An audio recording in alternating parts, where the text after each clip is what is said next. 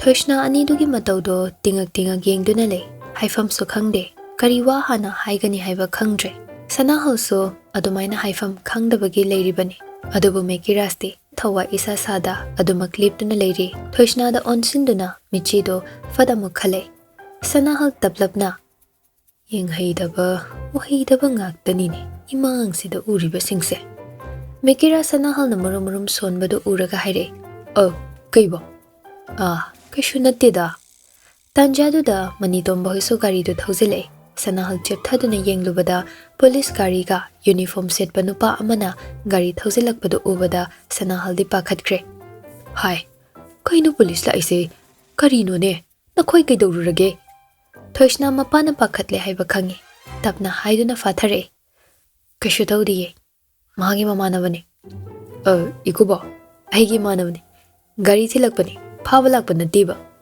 Thoishna Saurab Dona, make rest the Yang Lagale. Ikuboka the Harkano, Taxikas Yam later Bamale. Nanga Ikuboka Harry Dubo, Nanga Yaki Lenage. No Madilena Kine. Aduna Hosik Tagi, Ikubok Poo, Ikubok Hebene. Yadabro. Kaideko Ikubo.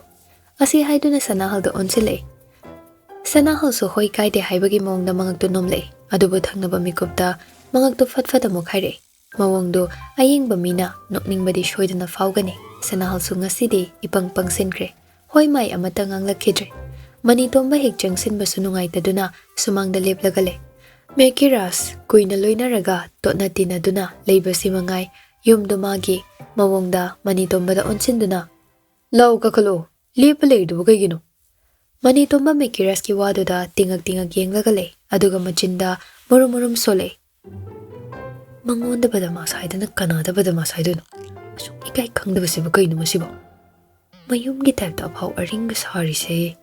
Yum boon in a Dorisha so take hiving the Malini. Kainu lipale the war. Kakalosat. Manitomba cumde to min lip lagale. Sana Halsumato the Ubada, Hungary Hibakangi. Matang duda, tati jayrurade, passager kanduna. Bunga. Koiganu. Hek the Kakalo.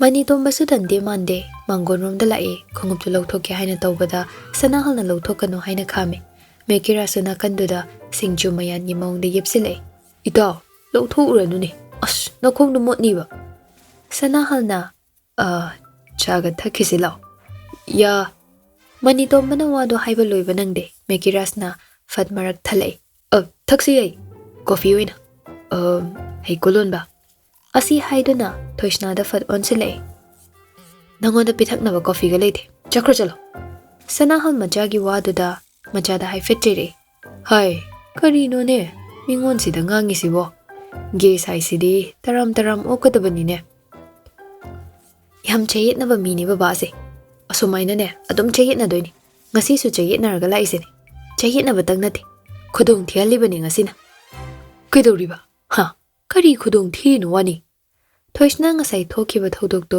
samlakpa wari ama liduna mapada khanghalle sanahal wadu tabada mekiras ta haifet yengle mekiras noklaga makhutna haifet lukhamda nan thaduna latli tawduna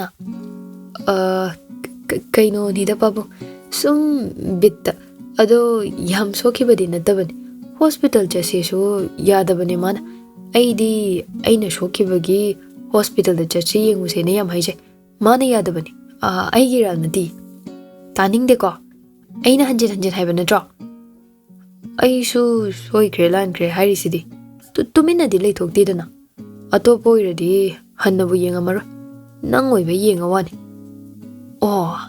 yam hero ni he ipak dana nungti iru jai sing aduna kemta pa amoy haidi isayam nanjay haibani da Thoishna sunga sidi hande wahay khudingi aduma khumle rasi su yam kangi arki daga pomdo mali nangse hoi chumi makhadi marai su yam kale anam su yam kale sandi da pomni chumi makhadi saksu nupi di yam chopa mali au ba nupi khai loina koiram do mali chumgum lakum makhadi nupi dagi paisa lau thom do su mali 100% nangse ꯑꯗꯨꯗꯤ ꯑꯣꯛꯇꯕ ꯑꯣꯏꯔꯝꯃꯦꯅꯦ ꯃꯗꯨꯃꯗꯤ ꯑꯣꯏꯗ꯭ꯔꯤ ꯃꯈꯥ ꯊꯣꯏꯁꯅ ꯁꯥꯎꯔꯪꯅꯅ ꯑꯝꯇ ꯆꯠꯈ꯭ꯔꯣ ꯆꯠꯂꯣ coffee ꯃꯍꯥꯎ ꯇꯪꯈꯤꯒꯦ ꯌꯥꯔꯗ꯭ꯔꯥ ꯌꯥꯔꯣꯏꯗ꯭ꯔꯥ ꯌꯦꯡꯈꯤꯒꯦ ꯑꯗꯨꯒ ꯆꯠꯈ꯭ꯔꯒꯦ ꯃꯇꯝ ꯊꯥꯔꯝꯒꯦ ꯑꯅꯤꯗꯨꯒꯤ ꯃꯑꯣꯡꯗꯣ ꯉꯁꯥꯏꯗꯒꯤ ꯅꯥꯀꯟꯗ ꯂꯩꯔꯤꯕ ꯅꯨꯄꯥ ꯑꯅꯤꯗꯣ ꯃꯌꯥ ꯀꯥꯕ ꯃꯈꯩ ꯇꯥꯗꯨꯅ ꯂꯩꯔꯤꯕꯅꯤ ꯃꯅꯤꯇꯣꯝꯕ ꯁꯅꯥꯍꯜꯗ ꯍꯥꯏꯐꯦꯠ ꯌꯦꯡꯂꯛꯏ ꯑꯗꯨꯒ ꯃꯦꯀꯤꯔꯁꯇ ꯑꯣꯟꯁꯤꯟꯗꯨꯅ ꯐꯠ ꯍꯥꯏꯔꯛꯏ ꯆꯠꯁꯤꯜꯂꯛꯑꯣ ꯑꯩ ꯊꯕꯛ ꯌꯥꯝ ꯂꯩꯍꯧꯏ ꯅꯪ ꯍꯜꯂꯝꯃꯣ ꯑꯩ ꯀꯣꯟꯅ ꯇꯞꯅ ꯂꯥꯛꯑꯒꯦ ꯏ ꯇꯥꯟꯖꯥꯗꯨꯗ ꯃꯦꯀꯤꯔꯁꯀꯤ ꯐꯣꯟꯗꯣ ꯀꯣꯜ ꯂꯥꯛꯄꯒꯤ ꯔꯤꯡ ꯈꯤꯡꯂꯛꯏ ꯃꯦꯀꯤꯔꯁ ꯄꯣꯀꯦꯠꯇꯒꯤ ꯐꯣꯟ ꯂꯧꯊꯣꯛꯇꯨꯅ ꯌꯦꯡꯉꯤ ꯅꯝꯕꯔꯗꯨ ꯎꯕꯗ ꯁꯛꯐꯝꯗꯣ ꯍꯥꯏꯐꯦꯠ ꯍꯟꯖꯤꯜꯂꯤ ꯑꯗꯨꯒ ꯀꯣꯜꯗꯨ ꯐꯠ ꯄꯥꯏꯈꯠꯇꯦ ꯐꯣꯟꯗꯨꯗ ꯉꯥꯡꯂꯛꯏꯗꯣ ꯌꯥꯝꯅ ꯃꯨꯟꯅ ꯇꯥꯏ ꯑꯗꯨꯒ ꯍꯥꯏꯔꯛꯏ ꯂꯩꯔꯝꯃꯣ ꯂꯥꯛꯑꯒꯦ ꯋꯥꯍꯩꯁꯦ ꯍꯥꯏꯔꯒ ꯐꯣꯟꯗꯣ ꯐꯠ ꯀꯛꯇꯨꯅ ꯑꯃꯨꯛ ꯐꯣꯟꯗꯣ ꯄꯣꯀꯦꯠꯇ ꯍꯥꯞꯆꯤꯟꯈ꯭ꯔꯦ ꯅꯣꯛꯐꯦꯠ ꯇꯧꯗꯨꯅ ꯊꯣꯏꯁꯅꯥꯗ ꯑꯣꯟꯁꯤꯟꯗꯨꯅ ꯈꯣꯟꯅ ꯊꯛꯑꯒꯦ ꯐꯖꯅ ꯂꯣꯜꯂꯝꯃꯨ ꯍꯩꯔꯝꯃꯨ ꯀꯦꯔꯝꯃꯨ ꯅꯨꯡꯁꯤꯕ ꯈꯣꯟ ꯉꯥꯡꯕ ꯇꯝꯃꯝꯃꯨ ꯅꯨꯡꯁꯤꯕ ꯍꯦꯟꯒꯠꯅꯕ ꯃꯑꯣꯡꯗ ꯑꯩꯕꯨ ꯉꯥꯎꯍꯜꯂꯨ ꯈꯨꯗꯣꯝꯕꯤꯗ ꯑꯃꯨꯛꯇ ꯇꯣꯡꯒꯦ ꯃꯦꯔꯤꯒꯣ ꯔꯥꯎꯟ ꯇꯣꯡꯗ꯭ꯔꯁꯨ ꯌꯥꯕꯒꯤ ꯃꯑꯣꯡꯗ ꯑꯩꯁꯨ ꯀꯟꯅ ꯌꯥꯟꯈꯤꯕ ꯇꯥꯍꯧꯗꯅꯕ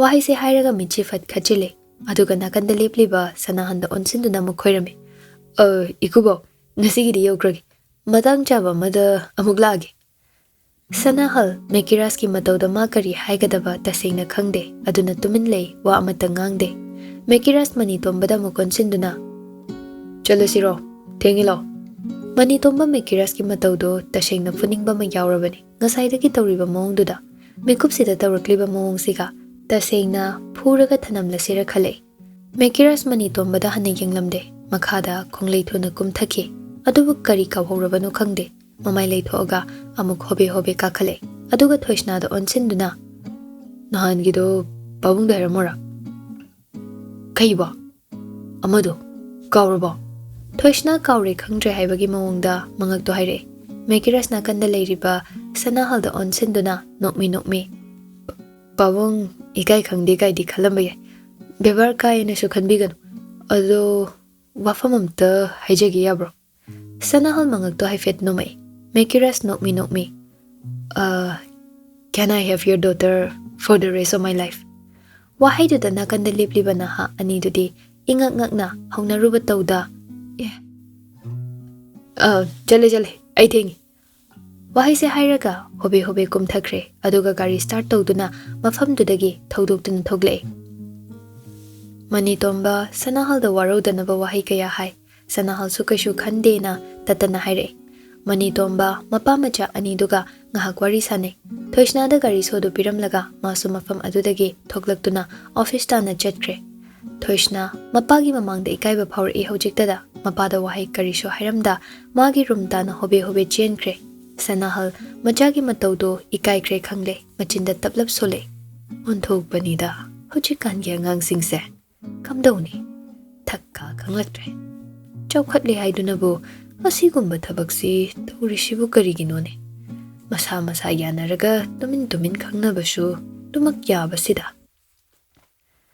ꯁꯅꯥꯍꯜ ꯉꯥꯡꯗꯅ ꯌꯨꯝ ꯃꯃꯥꯡꯗ ꯏꯪꯈꯣꯜ ꯃꯆꯥ ꯑꯃ ꯂꯩꯕ ꯔꯣꯝꯗ ꯊꯣꯛꯂꯛꯏ ꯊꯣꯏꯁꯅꯥ ꯃꯥꯒꯤ ꯔꯨꯝꯗ ꯆꯪꯂꯛꯇꯨꯅ ꯗ꯭ꯔꯦꯁꯀ ꯍꯣꯡꯗꯈꯩ ꯐꯃꯨꯡꯗ ꯍꯤꯞꯂꯒ ꯂꯩꯈ꯭ꯔꯦ ꯃꯆꯤꯟꯗ ꯃꯔꯨꯝ ꯃꯔꯨꯝ ꯁꯣꯜꯂꯤ ꯑꯁꯨꯛ ꯏꯀꯥꯏ ꯈꯪꯗꯕ ꯃꯤꯁꯤꯕꯨ ꯀꯔꯤ ꯃꯤꯅꯣꯕ ꯀꯔꯤ ꯂꯥꯏꯅ ꯁꯥꯔꯛꯄꯅꯣꯕ ꯁꯤꯕꯣ ꯊꯣꯛꯅ ꯐꯨꯅꯤꯡꯈ꯭ꯔꯦꯗ ꯑꯩ ꯀꯗꯣꯝꯗꯒꯤ ꯊꯦꯡꯅꯔꯨꯏꯅꯣ ꯁꯤꯕꯣ ꯌꯨꯝꯁꯨ ꯈꯪꯈ꯭ꯔꯦ ꯑꯁ ꯑꯩ ꯄꯦꯜꯂꯦꯗ ꯕꯕꯥꯒꯤ ꯃꯃꯥꯡꯗꯁꯨ ꯊꯣꯛꯅ ꯏꯀꯥꯏꯈ꯭ꯔꯦꯕ ꯑꯁꯨꯛ ꯀꯨꯏꯅ ꯍꯤꯡꯂꯛꯄꯁꯤ ꯃꯥꯒꯨꯝꯕ ꯃꯃꯥ ꯏꯀꯥꯏ ꯈꯪꯗꯕ ꯃꯤꯗꯤ ꯑꯝꯇ ꯊꯦꯡꯅꯗ꯭ꯔꯤꯕ ꯊꯣꯏꯁꯅꯥ ꯇꯁꯦꯡꯅ ꯏꯀꯥꯏꯕ ꯐꯥꯎꯔꯛꯏ ꯃꯄꯥꯕꯨꯡꯒꯤ ꯃꯃꯥꯡꯗ ꯑꯗꯨꯒꯨꯝꯕ ꯃꯇꯧꯗꯨꯗ ꯃꯥ ꯇꯁꯦꯡꯅ ꯏꯀꯥꯏꯈ꯭ꯔꯦ ꯃꯦꯀꯤꯔꯁꯀꯤ ꯏꯀꯥꯏ ꯈꯪꯗꯕ ꯃꯇꯧꯗꯨꯅ ꯆꯤꯟꯗꯥ ꯄꯧꯗꯥꯅꯔꯨꯕꯗ ꯈꯪꯏ ꯍꯦꯛ ꯏꯀꯥꯏꯔꯛꯏ ꯅꯥꯀꯜ ꯑꯃꯗ ꯃꯦꯀꯤꯔꯁ ꯒꯥꯔꯤꯗꯣ ꯁ꯭ꯄꯤꯗ ꯀꯂꯞ ꯅꯦꯠꯂꯒ ꯊꯧꯔꯛꯏ ꯃꯦꯀꯤꯔꯁꯀꯤ ꯒꯥꯔꯤ ꯃꯈꯣꯟ ꯇꯥꯕꯒ ꯒꯦꯠꯇꯨ ꯐꯠ ꯍꯥꯡꯇꯣꯔꯛꯏ ꯒꯥꯔꯤꯗꯨ ꯊꯧꯖꯤꯟꯗꯨꯅ ꯈꯥꯝꯂꯝꯃꯤ ꯃꯅꯨꯡꯗꯒꯤ ꯁꯤꯟꯊꯣꯏꯕ ꯅꯣꯛꯃꯤ ꯅꯣꯛꯃꯤ ꯊꯣꯛꯂꯛꯏ ꯃꯦꯀꯤꯔꯁ ꯁꯤꯟꯊꯣꯏꯕ ꯎꯕꯒ ꯅꯣꯛꯐꯦꯠ ꯇꯧꯅ ꯀꯔꯝ ꯀꯥꯟꯗ ꯌꯧꯔꯛꯏꯕ ꯀꯨꯏꯗ꯭ꯔꯤ ꯉꯁꯤ ꯂꯥꯛꯄꯅꯤ ꯁꯦꯁ ꯅꯩ ꯂꯩꯔꯝꯃꯦꯅ ꯇꯧꯏꯁꯤꯗꯤ ꯅꯩꯗꯦꯗ ꯅꯪꯅ ꯍꯦꯜꯂꯦ ꯃꯤ ꯅꯩꯔꯝꯕ ꯃꯦꯀꯤꯔꯁ ꯅꯣꯛꯂꯒ ꯁꯤꯟꯊꯣꯏꯕꯒꯤ ꯃꯅꯥꯛꯇ ꯆꯪꯂꯛꯏ ꯑꯗꯨꯒ ꯍꯥꯏꯔꯛꯏ ꯑꯩꯕꯨꯗꯤ ꯑꯗꯨꯝ ꯅꯩꯔꯒ ꯂꯩꯅꯤ ꯍꯣꯏꯅꯦ ꯅꯪꯕꯨꯗꯤ ꯑꯗꯨꯝ ꯅꯩꯔ ꯂꯩꯅꯤ ꯃꯔꯝꯗꯤ ꯑꯅꯩꯕ ꯃꯌꯥꯝꯒꯤ ꯍꯧꯔꯛꯐꯝꯁꯤ ꯅꯪꯅꯦꯕ Mekirasna lau manung jangaga fazan phamuse wari ga sanakise wari am lei yai asumna ani do wari sana sana manung da changlei aduga piktakna leiriba living room da changlaktuna sofa du da tapna famthei kei thakne coffee se mauro coffee hai bro thakba ikai ba pi ro nate da thaina thakidaba du da haibani hauna bi dause hai ro yai dause Mekiras hogatuna thokre aduga bar club macha ama leiba adom da lagtuna ram makhal ani puduna lai ram ani do table da thamlaga glass ka chana ba chabot khara amuk lauduna lai ising yan dabi sinthoi bana noklaga hairakpani Mekiras na ising yan ba hogdida sina di adum thuna ha ai se audu sidi mani chum ai se ising de ulakpani ko aduni Wahi se hairaga bottle ama lauraga makhum hangtoaga glass da khazik khazik hai aduga glass ama sinthoiba da lanchille sinthoiba shu noklaga lawi aduga ani do glass to paikhatuna cheers tawi aduga one shot da loishile asumna ani do ngai hakwari watai shanaduna bottle do pungfa de loishin khiba bottle ama do Mekirasna hange tawbada sinthoiba na yare hanguranu da khona thase bera garani nungdin sida Yarjane Yarni wari winchasi Mekirasu sinthoibana dum hairakpada hoi haiduna nakanda thamkre machin lepa yade haibagi matogum Marlboro light gold cigarette box to lauthore aduga box to dagi machei ma lauthokduna sinthoibada lalai sinthoiba shu lauduna table da leiriba lighter do lauduna chamkhatle Mekirasu chapmane churup machei ama lauduna chamkhatlaga thai sinthoibana tesi hawine Anobani, how bani to? Mathang the Puraki, Hanaki Puraktre. So Rani cocktail to how a pazana. Madumadi, Matodoi. Richardum Kapanine Dumade. Kapi, Adoidi Maini. Ado Pashapamudita. Amathak Padama, how do Pazana, Dumleo. Paco Yadi. How Baga leap the Vidadum Tugbini. No mother box and Eloy Yao Grey. Beradi nangso churup sidi kya idi koi bado oide ramga whisky ga di aina thado ngamdoi mande life ai sidine sumaina enjoy to thokadamni kaidauru doino sido bunsi ni ado nanga muk changaroidro changaroida adu di plan mathang mathang yadlaga thabak thoram sing loimuk to buyari ne adu gini aina lai se sida Ibo nangama wat pasi yam wari ni ya driba nungai handurabani da nangai lagle madam kramuk potharse hoi aishu potharaki khara mahut sinaba dani mi di kya sugrage Mekiras noklaga tharu phasana watla mani ni moide wate da aruba maroiba mimta nate aduba makoi singse marom da yamna marui uzaw ama kaktringai masa singda hana kakthpa mathau tabaduni aina tawrish masa sing aina kakthalai se maramdi ujaw do hana kakthat ke tawada masa sing sina soidana thilakani madu tanbagini ma bukki dana aina macha macha sing sidagi hobadi nate ma de gi famda kashulei bapu nate da adu ngai khone International Yogre haina pawm dai kyam chumba wafam no yojasan da maral kyam leidana mana dumna leiba ngamdeba ngamloi shungam ngamoi lakani nongmadi mirod oiraga mana leirido oiroi nang shu khangiduni mabu maral kyam leige shanga kyam chawgeba mabu Sinthoiba makota pariba churupto loiramdai oibana amuktang da pulap chingsele aduga ashtray do da namsinduna muthatle machindagi maikhudu tapna kam thoraktuna ngaihakle wakhal muna khanbagi mawongni tablapna khangi magi maram khuding aina thigale magi di nanga shu khanganu da aina thigatki magi baking da kananomgi makhud amadi yauri ras tarai banate Mana international yokibada nang tarai na laitokano. Nangya shoiba haiba boduni. Mana horambani. Mangonda lotion badabani. Upai lady. Kanana kan mangamni. Aigi tarai lay thukpa nadini. Tapna. Nang shu. Aigi mong kangbam thoida. Next step kari oibe hai basi khangdro. Wahi se hairaga mekiras usitaba minok amanok thore. Sin thoibaso adu mangai. Khangi. Ma khangi haibagi mongda mangakto taplap nomlay. Asomna ani do ngahak wari shana dunale. Mekiras na sin thoibada nungdang do party ama tawkrasi laikro. Hayeng halo haina haifetang hobada. Lamba chana kraba sin thoibaso adu makyarai yadaba tawde. Sin thoiba mekiras ki mafam dadi yamna maru oiba misakni. Ngasi mana lauriba tawriba thabak khudingmak sin thoiba na mating pangduna lakpani. Mekiraso adu mangai thabak ama tawramdai sin thoiba haiduna tanabani. Ani du fana henjilaso ngawba koba leite. Mekiras mamito ingangangle. Makhuta pariba glass to haifet unglaga taplapna. Ahina ngamdana di toida. Mekiras na khankiba ningkiba khuding ngamdana amta tokte. Tokbrane. Tokte ko. Sin thoiba na hatho toba phatte. Tapna step by step gyan dai goras. Magi shumatam lakini. Hojikti ai lai. Nang waningai oidri. Ai lai. Wahaidu tabada mekiras khazik nok fet tawrei. Somdana thoishna magi room danga saidagi leibani. Adubo thoktaba yaraktre. Nungdang tasilakle chak thongbagi matam yoksilaklabani. Mapagi guli chaba matam yoraklani khanbana ikaiduna leibado yarakdraduna magi room dagi thoklaktuna kitchen room da lai. Kitchen da changbada thoihenbaga sanahalgado ensang semduna leirami. Thoishna ani dugi manakta changlaktuna nokmi. Thabak yam phaida ngasidia. Thoihenba macheda yenglaga ai thongbirage je. Nangbo haibrane. Kai wano da ada aina da thongaga ne jareise. Yare kona thong ai thongjagi. Baba chak sabi yare. Ba aina thongba hawi ko. Hawi. Icha ani na thongbado loina makhawi ko. Hayeng thongoba ngasidi nga thongge haidana nga leirapani. Adogini nang hairaroiba. Ngasaidagi maliba enchangsina kaino je. Asi haiduna hangamduda yengle. Hayeng ayok chamthong ase sina. Hai, nangbu nga dubu shemlabrane. Seme baba, asem oina leirabane ina. Adudi che, tilhau chanam oin shemagi. Asi haiduna hogatlaga tilhau chanam hapa basket tu puraga lai. Aduga dining table da thamlaga mapa macha anidu changlaga ensang du semi. Thoishna su ching susilamaga anidugi manakta changlaktuna chair ama chingthoklaga famlaga ensang du semba yausili. Thoihenba macheda tablabwa hodore. Che. Ngasai kai tawgi yumda. Kashu tawde. Kaigino che nangna dumain toido. Hairu oingonda. Kashu tawde mi ibunga. Kai tawgi kashu tawdeba. Baba na wari liri. Thoishna mapada haifet yengle. Sanahal machana yenglakpaduda tablapna.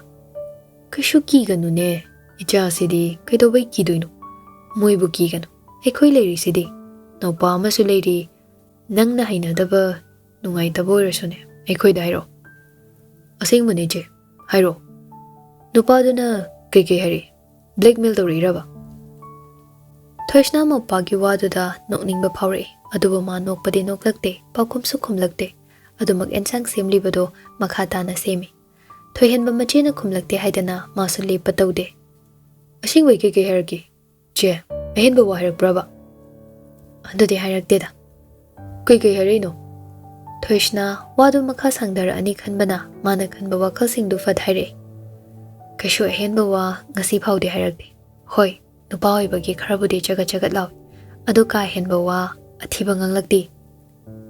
Hoziki matam sida che thajaba yaba mimda leitrabani ko. Thabakto natonda chatpa talle haraso ai thindok thinjin tawgi. Ai leiri phawba. Sanahal su machanupagi wadu taraga machanupida onsinduna. Hoine. Ibungo da thilanche. Natonda thadok ningdre panaso. As. Kahena khanchinnuda baba ka shu tawreiba. Hekta khangawai tapta chenang na ka shu tawrei haido khangabo. Hojikan mi se kyam phatti se khangdriba. Hoi mi. Kahen ba wangang de ma ka shu henjilakte ngonda.